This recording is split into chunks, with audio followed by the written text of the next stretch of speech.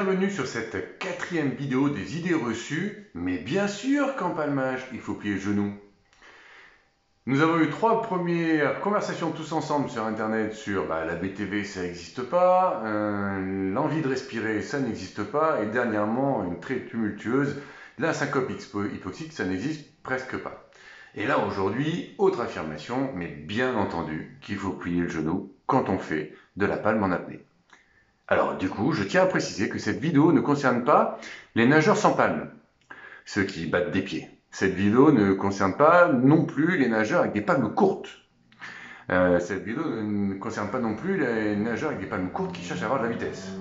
Cette vidéo ne concerne pas non plus les plongeurs, qui ne palment pas d'ailleurs. Ils ont des palmes, mais oh, allez, tiens, on va être gentil, ils palment quand même et tout, mais du coup on s'en fout parce qu'ils ont des palmes de merde.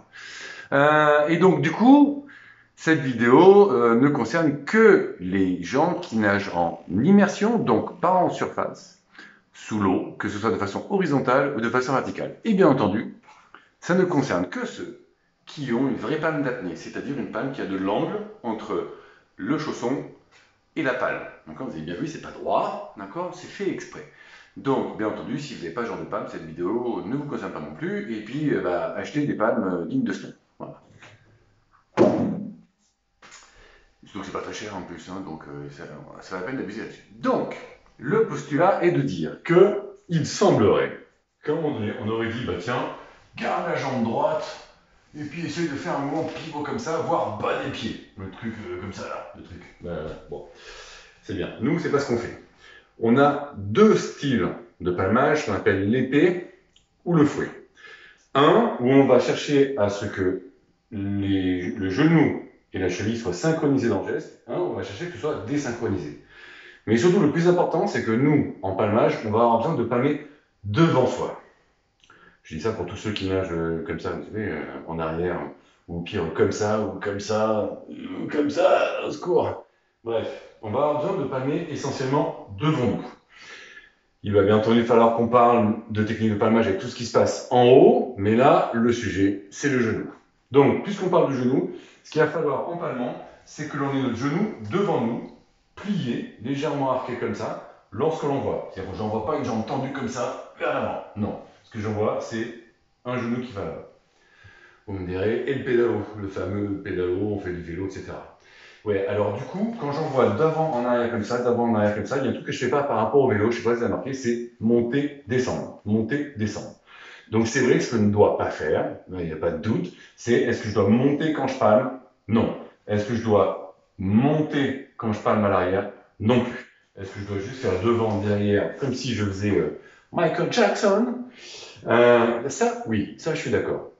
Et donc, le principe est de dire que soit j'envoie devant moi avec le genou plié et tout est synchro, c'est-à-dire que mon pied et ma cheville, mon genou et ma cheville vont en même temps vers l'avant.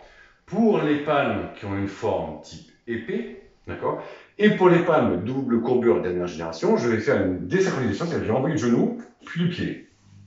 Le genou puis le pied. Avec la différence entre les deux, c'est que l'épée, j'ai mon cheville qui est tendue, aussi bien devant, derrière, voire même très tendue. Et ben non, on s'en fout, parce que maintenant on a des palmes qui ont l'angle, donc il n'y a pas besoin de très les tendre. Juste un tout petit peu, ça suffit, en tout cas on la verrouille. Ou alors je fais carrément un mouvement comme ça, où je pars devant, derrière, avec le pied, qui du coup se synchronise comme ça. Voilà, donc vous avez vu, j'ai un coup de genou, un coup de pied, un coup de genou, un coup de pied, un coup de genou, un coup de pied, ce qui va nous créer une double courbure sur les voilures à double courbure. Mais dans tous les cas, je ne dois pas palmer derrière et je ne dois pas palmer jambes tendues. D'accord? Je dois avoir le genou devant moi et puis pour le reste du corps, c'est un autre sujet. N'hésitez pas à venir pendant les stages pour qu'on vous explique.